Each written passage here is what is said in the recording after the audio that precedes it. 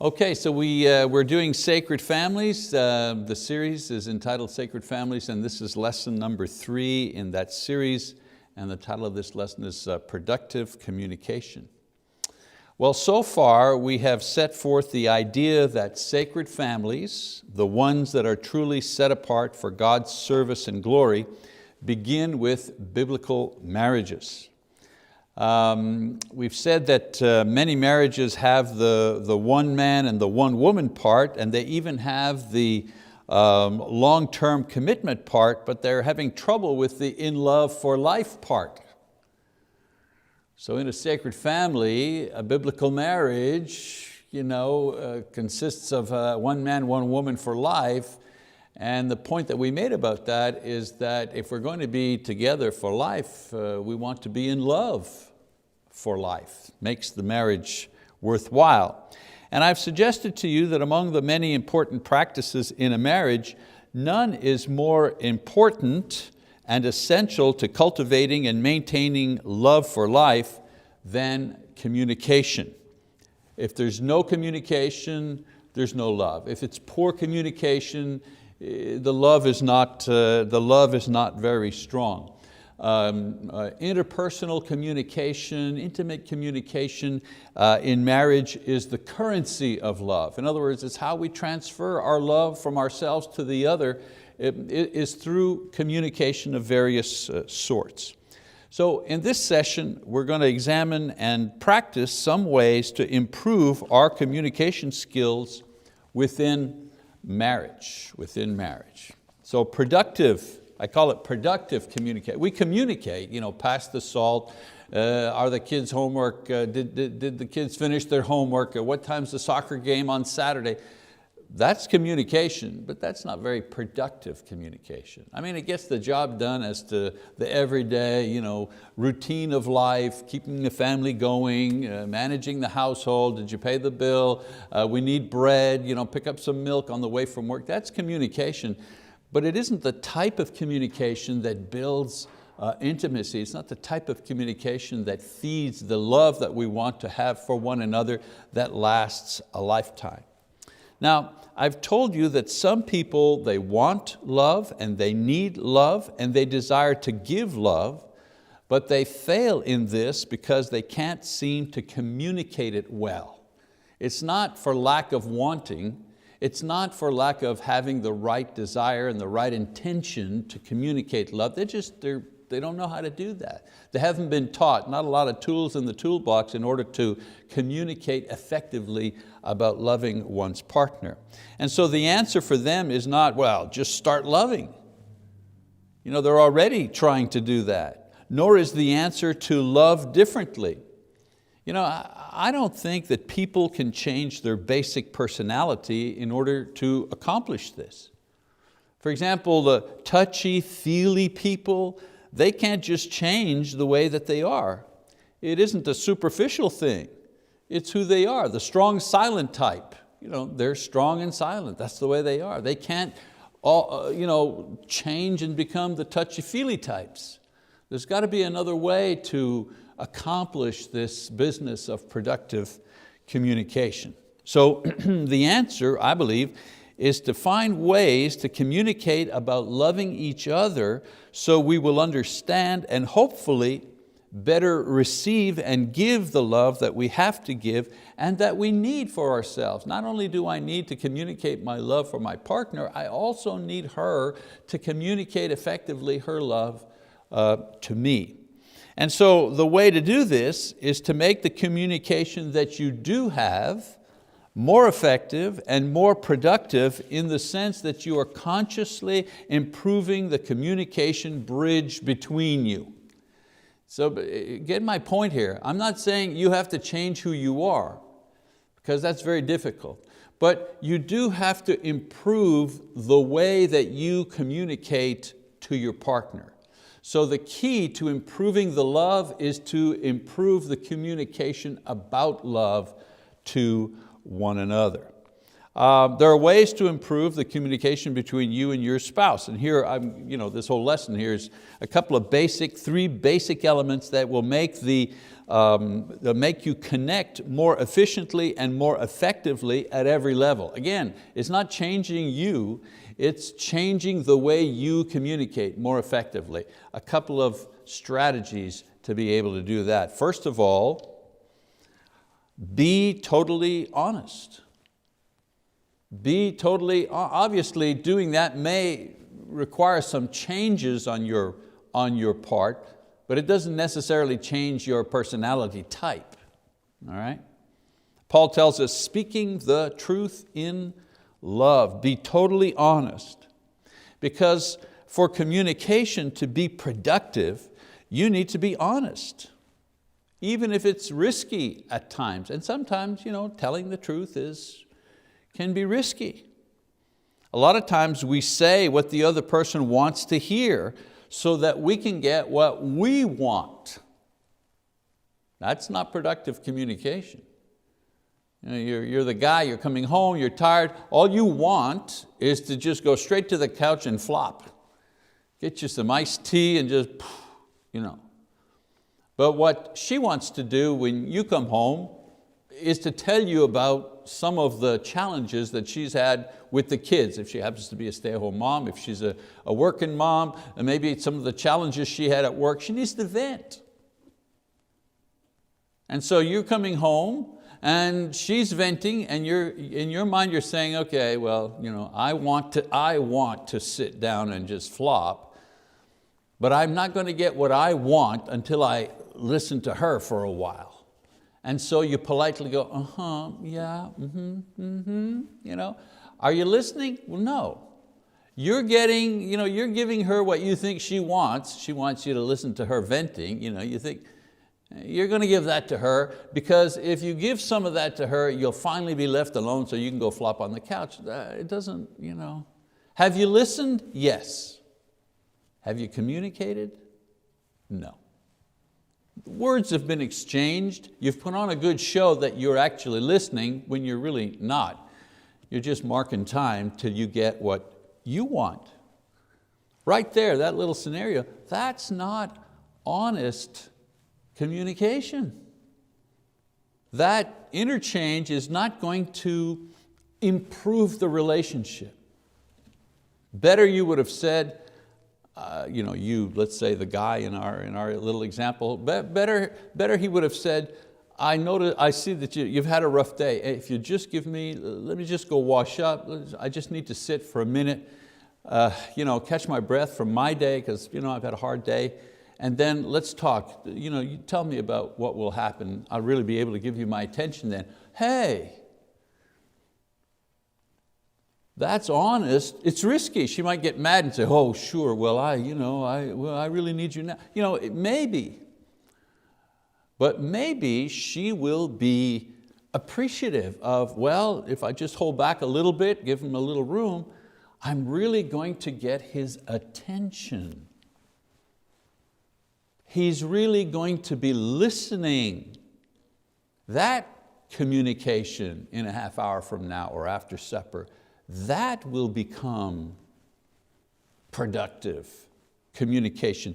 That will have the power to draw these people closer together.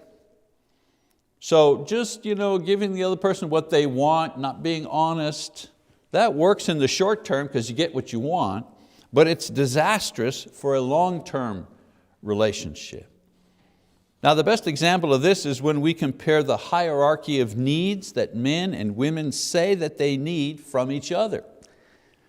This little survey that I'm going to share with you shows what men and women acknowledge privately. They don't say it openly, but privately as their top 5 needs from their partner, but rarely acknowledge these things to each other for fear of ridicule or rejection. The hierarchy of needs according to survey. What men and women said were their top 5 needs from their partners in marriage. Like, of course I need a car, but I need oxygen. You see what I'm saying? The top If I were to say my top 5 needs, I couldn't say a car, because I need oxygen, I need water, food. So the service said the top 5 things that you need from your partner, like you need oxygen, like you need water to stay alive, but what are the things you need from your partner to keep the marriage alive, to keep the love alive? So we start with the women, what they said they needed from their husbands, women's needs. First, affection. Not necessarily sex, but affection, displays of affection, romance, cuddling, holding, tender words, tender touches, not necessarily sexual in nature, but just a caress, a holding of the hand. Second on their list, they need attention. A little bit about what I was giving you that example. She needs his attention. And if he was honest, he would have said, you know what, I understand what you need right away. You need my attention, but I can't give that to you right away. But if you're willing to wait just a little bit so I can wash up and and then I can give you what you need. And in the hierarchy, attention was very important.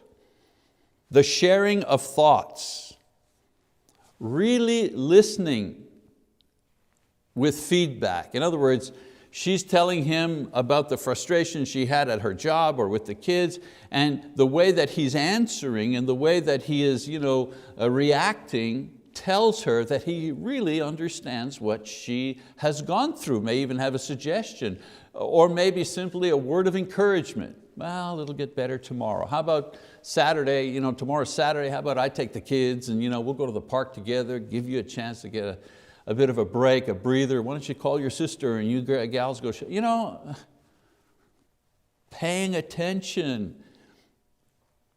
The most oft repeated sentence of women frustrated with their husbands, because we're talking in a marriage relationship, he doesn't listen to me. He's not paying attention. I'm talking for nothing. It's as if I'm talking to the wall. Why do they say that? Why does that come back so often? Because attention, paying attention is very, very important, very high on the woman's hierarchy of needs. Number 3, trust. Her world, especially when there are children, is supported by him. In the household, even if there are 2 people working, not always, but sometimes the husband's salary is greater. Maybe he's been working longer, maybe she's taken time off to have babies, a year or 2. Anyways, she's depending on him. She has to have confidence in him. She needs to know that she is a priority.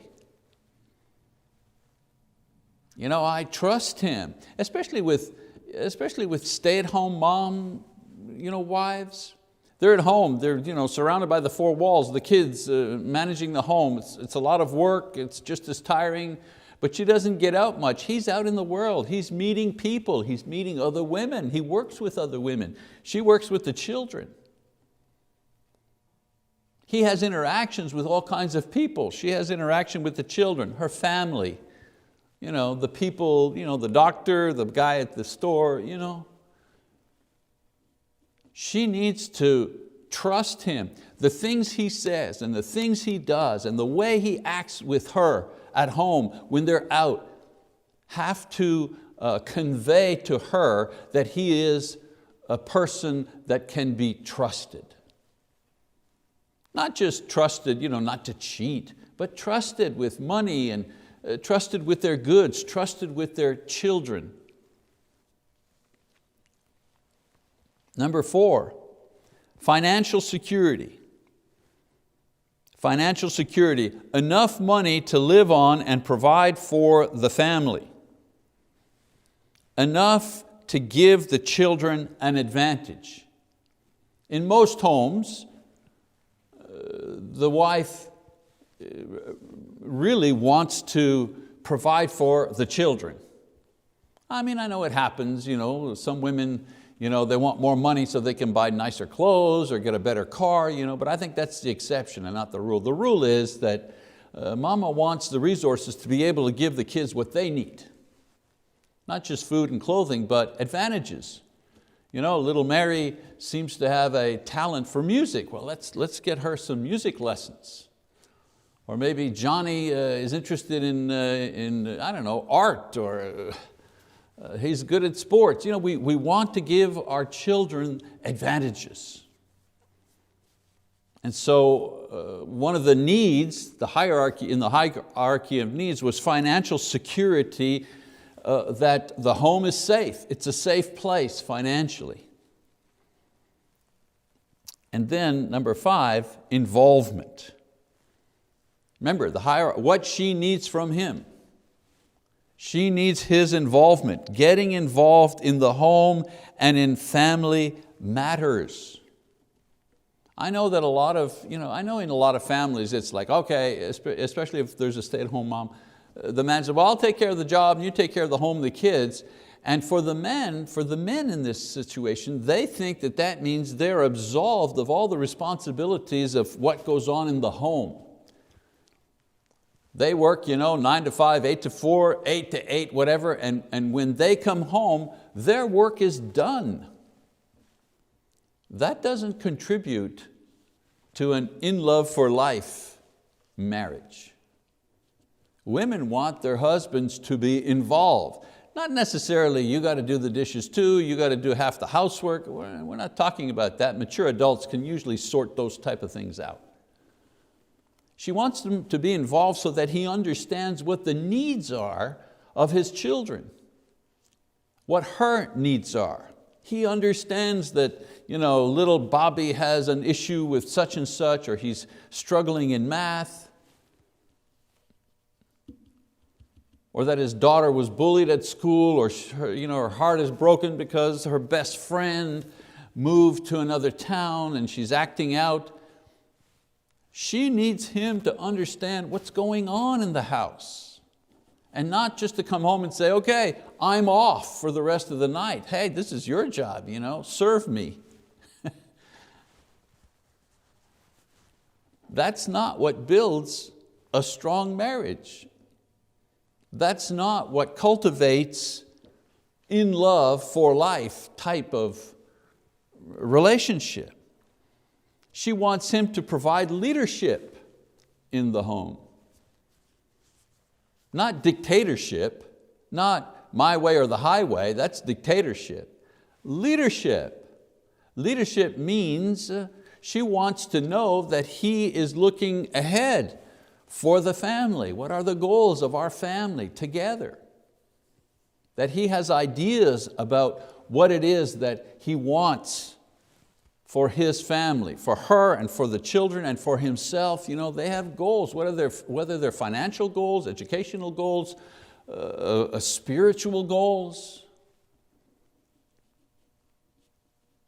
She needs to know that he can be a leader in the home, especially in a Christian home.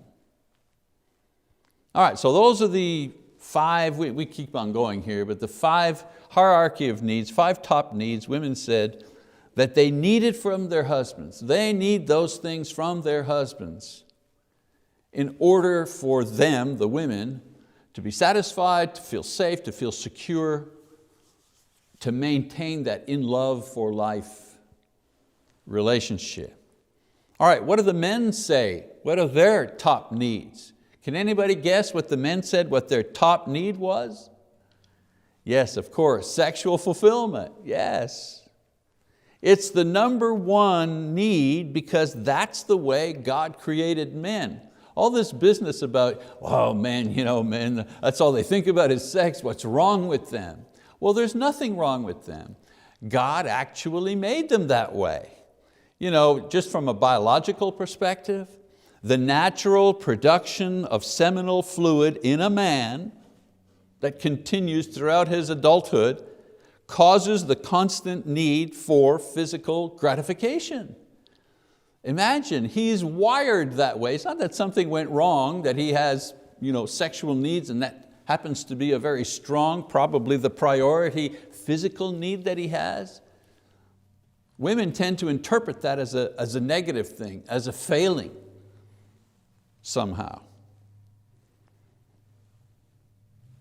But it is actually the single greatest struggle that each man must deal with in order to mature both emotionally, socially, and spiritually. So it has its positive side. A man is desiring of his wife. It's the thing that drives the creation of the family itself and having children, bringing joy and satisfaction. We'll talk about sex, the sex in marriage in future lessons, but suffice to say, it's a good thing, not a bad thing. However, it can become a bad thing if men do not learn from an early age how to control that need, that urge. I used to tell my sons, when they were very young, as they were growing into mature, adolescence and young manhood, that was the green monster. You had to take care of that. You had to control that. It's there. We acknowledged it. This is how men are. This is how they feel. And it can be the source of great joy in marriage, but it can also be the source of a lot of trouble in and out of marriage. I mean, just take a look at the tabloids, the newspapers. How many men have ruined not only marriages, but ruined careers, ruined their lives, gone to jail. Why? Because they just couldn't control this urge. They could not find a way to control themselves. They would just give in to every impulse. And of course, we live in a world that is constantly stimulating that in men for marketing purposes, right? You have half-naked women selling ball bearings and, and wrenches. And marketers understand this basic thing about men, and they use it to sell stuff to men. So sexual fulfillment, number one need that men say. Number two, he needs his wife to be a playmate. He wants his wife to be his buddy, his friend. Come on, let's go out, let's do this. It's one of the fun things when you first are going out, you're dating, and guys will talk about the new girlfriend they have, and man, she's awesome. We went to the ball game, then we went here, had pizza, and spontaneously, hey, are you up for this road trip? Yeah, let's go. They love that. We're hanging together. We're going to the beach. What'd you do Saturday? Well, I worked on my car. My girlfriend came over. She was sitting on the bench and watching me, and we were talking, and she was handing me the tool. Playmate, want to be together. She's my buddy. He wants her to be his friend. And she's willing, right, until those babies show up. Right. When the babies show up, oops, sorry, I'm in the garage, while you're fixing the car, but all of a sudden you hear that sound. Oh, I got to feed the baby. Or I wish I could stay up with you and watch that movie, but I've been up 3 times last night feeding the baby, and it's now 9:15 at night. I'm ready to crash. So men lose their playmate, their buddy, many times in families. And the smart woman will understand that particular need and hopefully try to satisfy that as much as she can despite having the kids.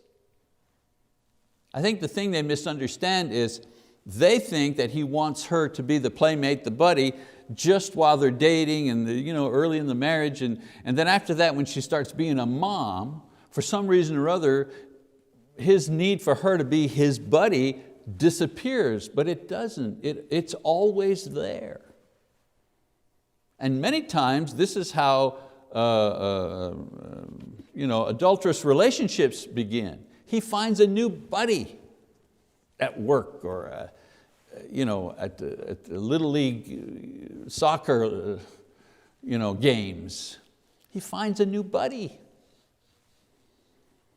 Number 3, he wants and needs her to be attractive. A wife's looks and demeanor either build up a man's pride or bring it down. I know you girls are saying, man, these men are so shallow. Well, guess what? Remember, this is what they admit to in private, not phone surveys or face-to-face surveys. Men want to be proud of their wives. And I've seen women who handle this part pretty well. There's all kinds of shapes and sizes in women, tall and short and big and small. But I've seen some women who have had a disadvantage when it comes to body shape, let's put it that way. They either struggle with, they're too tall, or they don't like the fact that they're too short, or the weight issues, or they're too skinny. In my experience, most women don't like the way they are. And I blame that on, again, marketing. The marketers present the ideal woman and everybody's got to be like her. Well, obviously not everybody is like her. But what I was saying is that I've seen some pretty smart women who know how to make the most of what they have, is perhaps what I'm trying to say. They make the most of what they have. They accentuate the positive things in their appearance to remain attractive to their husbands, pleasing to him. Because it's one of the things he says he needs from her. Imagine, needs. Not just I would like for it to happen. Needs. Number 4, domestic support. A quiet, clean, accepting home. Again, not fair. You got 4 kids running around, it's pretty hard to have a clean, uncluttered home at 4 p.m, right? He's saying that's what he needs. He needs domestic support. The home as a shelter from the bombardment at work. He says that's what he needs. From her, he expects her to be the one to provide this for him. Again, does it sound fair, especially if she also has a job?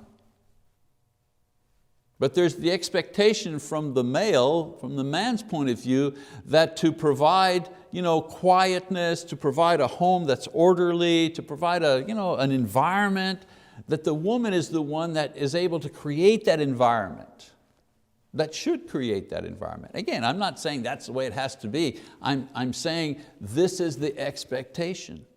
And then number 5, admiration. He wants her to admire him. Ooh, you're so strong, you're such a big, powerful man, He wants her to admire her. I do it with my wife.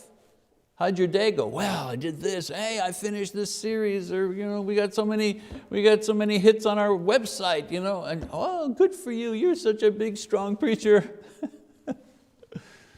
Yeah, men need admiration from their wives. And again, I'm just saying, a lot of affairs start this way. All of a sudden, somebody else starts to admire him. And it goes from there. Now, what the survey showed were things that we probably already knew from experience and casual observations. First, that men are generally immature, right? And they're more self-centered.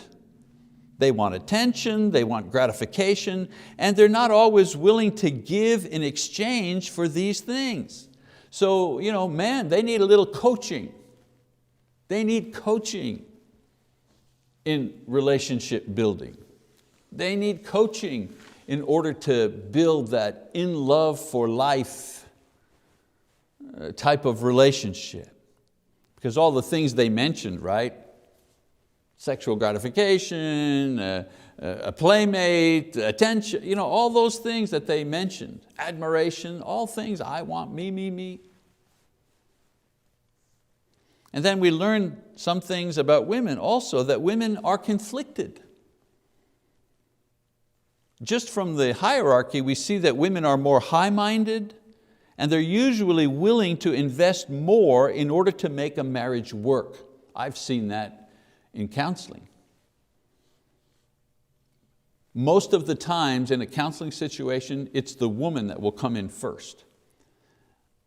And eventually, drag that old boy in, eventually. When it starts to hurt enough, he'll come along.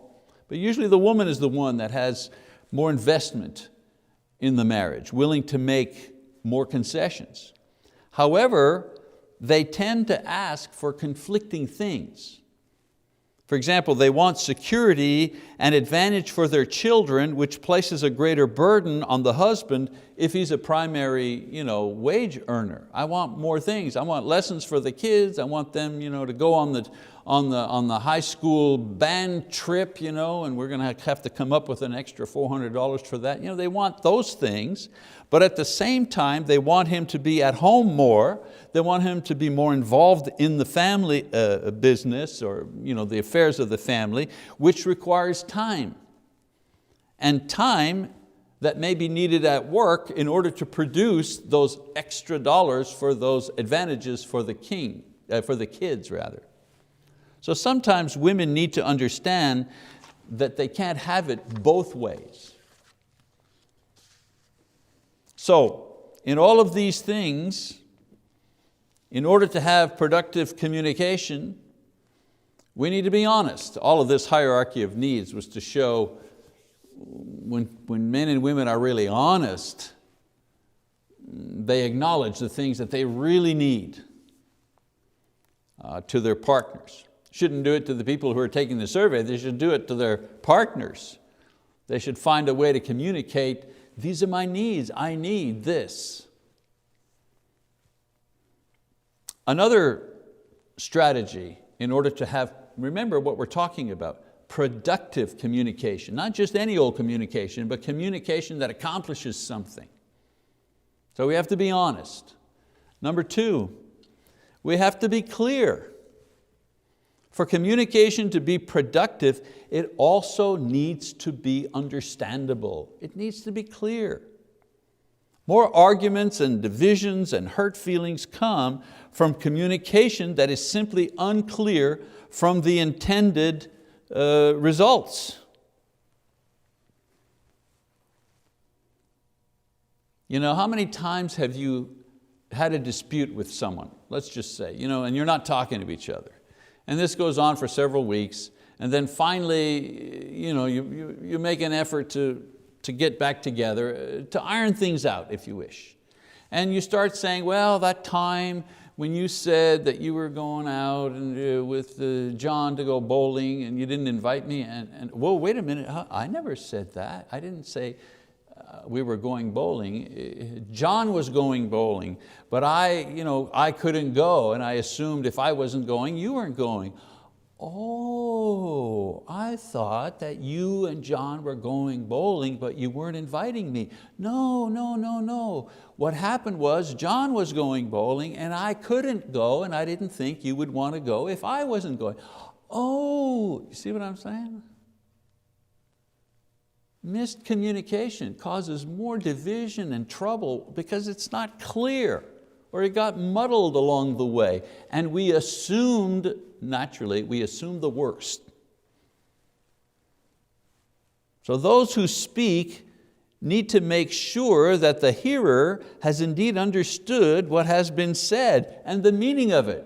I mean, if we can go wrong just talking about going to play bowling, could you imagine how many ways we can go wrong in a communication between a husband and wife and the important things that they're talking about?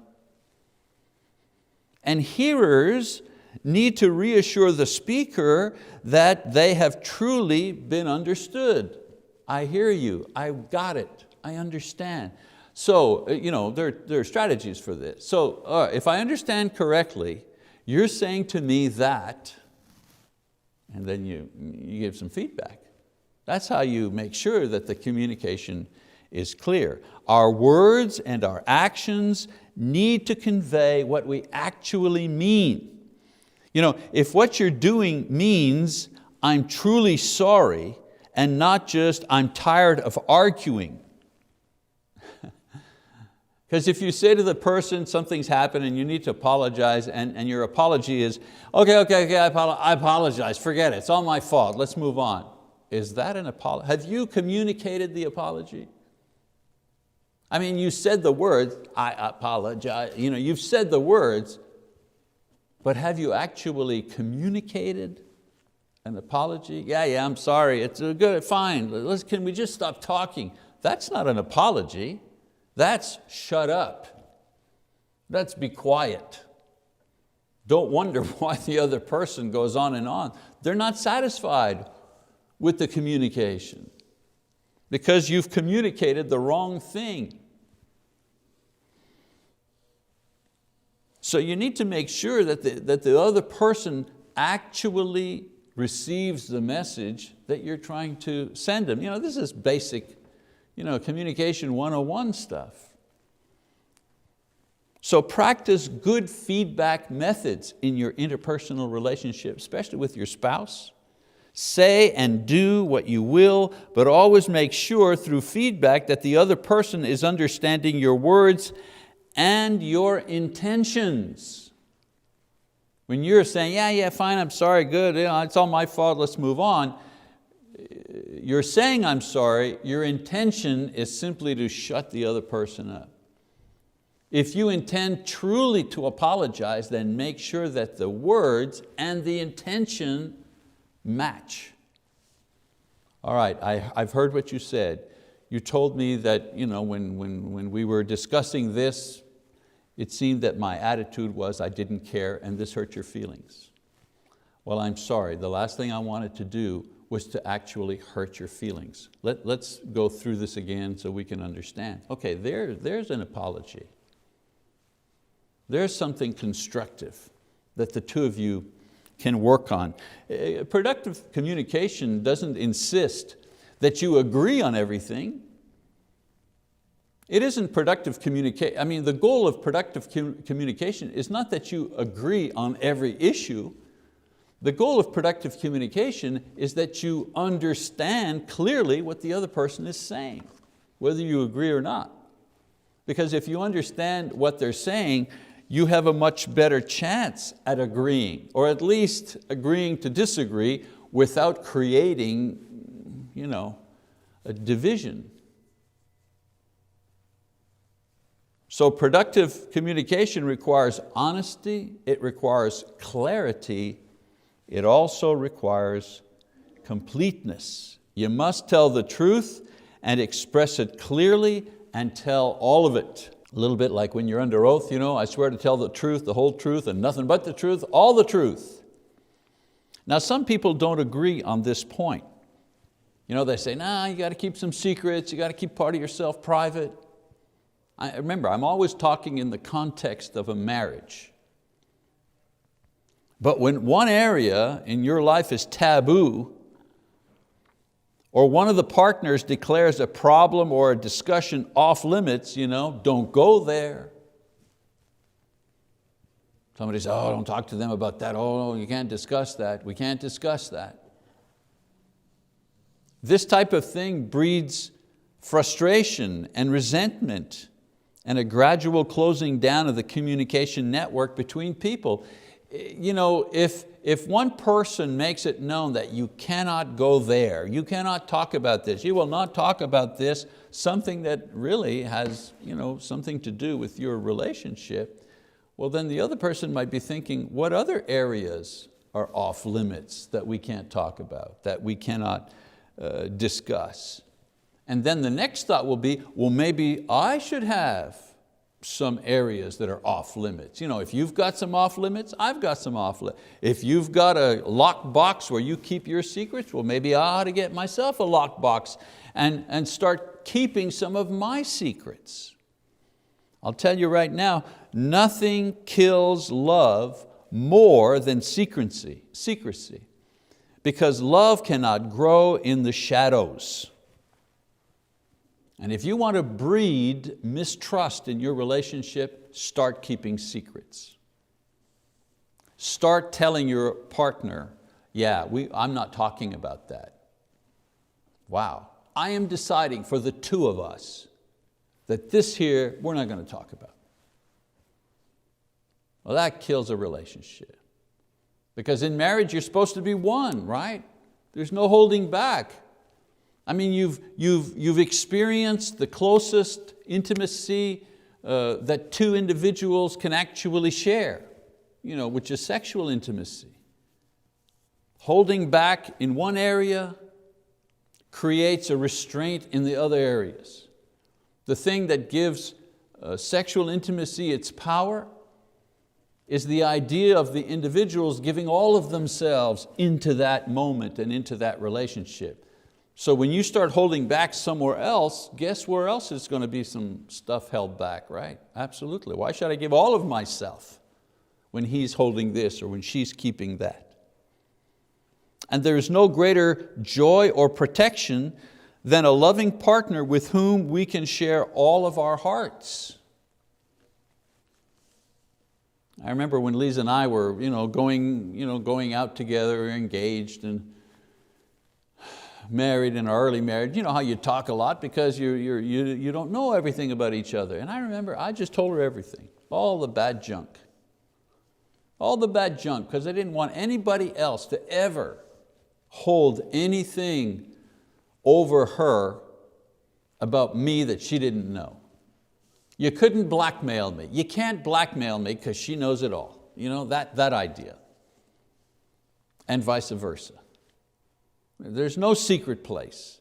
There's no unturned rock, I've worked in a lot of different churches and had a lot of offices and different secretaries and administrative assistants in my work, and I've always told them, you know what, when I'm not at the office and if I call you and I need you to go into my office and look in a drawer because I forgot a piece of paper, a piece of whatever it is, don't be afraid. Don't be embarrassed. You will not find any, you won't find a bottle of whiskey hidden underneath the thing or pornography. It's all open. It's all paper clips. Don't worry about it. When there are no secrets, nothing to hide, it's liberating. You can be free with one another. And your relationship is protected against others who might try to harm it.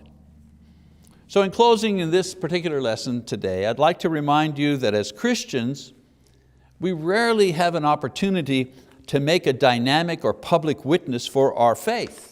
Let's face it, few of us, especially here in North America, are executed for our faith. Who in this class is, anybody know any martyrs in your family who have been members of the church in the United States? Few write famous books or become public figures. We're all pretty ordinary and leading ordinary lives. Most of us, we live ordinary lives, and it is with these ordinary lives that we make our statement of faith to other people. Now, faithful, Christ-centered, and loving marriages are the single greatest witness that we will probably ever make for the Lord before this unbelieving world. Because if you're at work, they may not pay attention too much to, if you read your Bible during lunchtime and have some casual discussion about religion, and they know that you don't smoke, you don't go out to take a smoke break, and you don't go with the boys to the bar. They might not know that about you.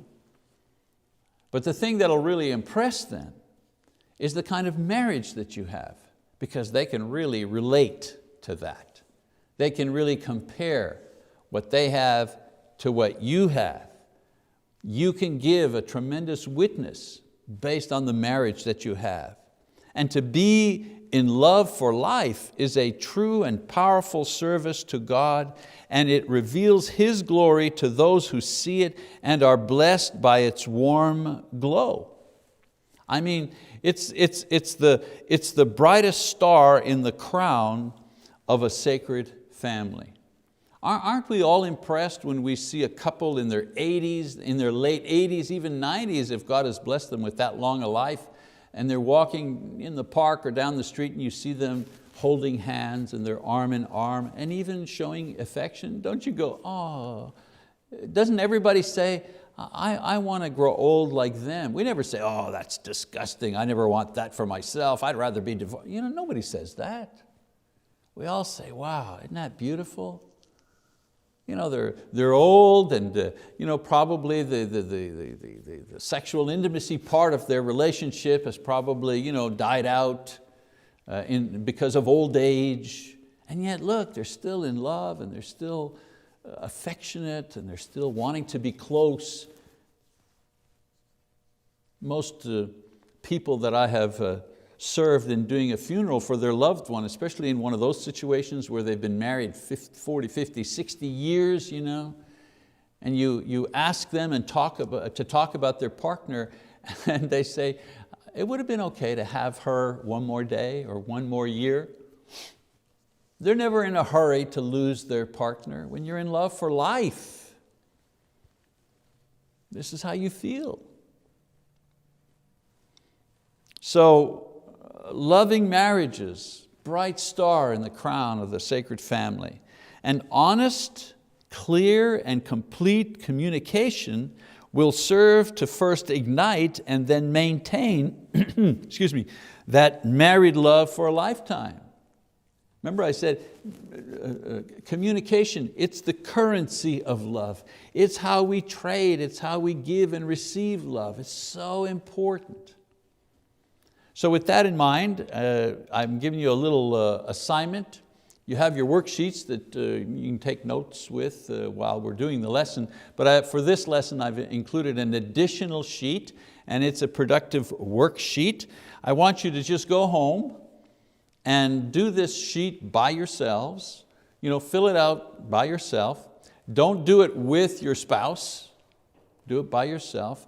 And then when you have a moment, when the kids are in bed and you turn your cell phone off so that you have at least an hour where you can talk, then share the answers. Compare your answers on that productive worksheet, and I guarantee you it will spark the conversation. It'll start the conversation going and hopefully add to the value of your existing relationship. Okay, that's it for this time. Appreciate your attention, and we'll see you next week with another lesson on the sacred family.